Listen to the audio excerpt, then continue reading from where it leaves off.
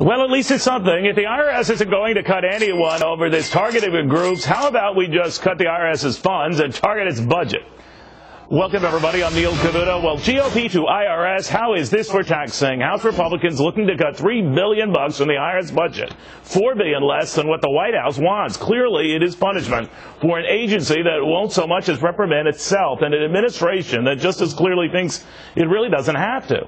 Because 2 months after the White House promised that it was going to get to the bottom of this IRS mess, not a single targeted conservative group has been questioned or so much as an initial finding been reported. So maybe the IRS is getting its budget cut is just desserts. After all, if you're going to whack groups for no reason, why not whack their funding for what seems like very good reason?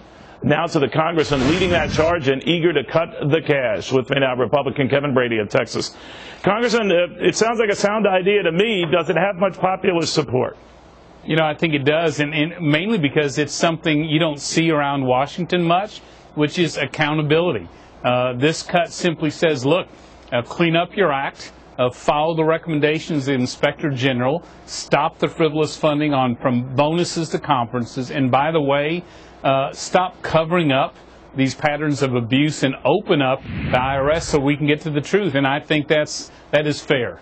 All right. Now, this would have an uphill fight in the Senate, I imagine, even if it gets through the House. So you're probably more shrewdly sending a warning to their IRS that you're onto them, you expect accountability, you expect reaction, you expect immediate action on some of these abuses, and that has been shortcoming, hasn't it? You know, it has not been happening at all. The new acting head of the IRS, I think, is trying to manage the problem rather than create trust, open it up, help us get to the truth here. But just know this, Neil, these dollars that are being withheld are for specific actions. If the IRS follows the recommendations of the Inspector General in cleaning up their act and changing their behavior, you know, then funding follows. But until they do that, they need to know that their behavior or lack of reforms have consequences. All right. Does this have any implication down the road, Congressman, about IRS's role eventually in policing at least the financial part of health care?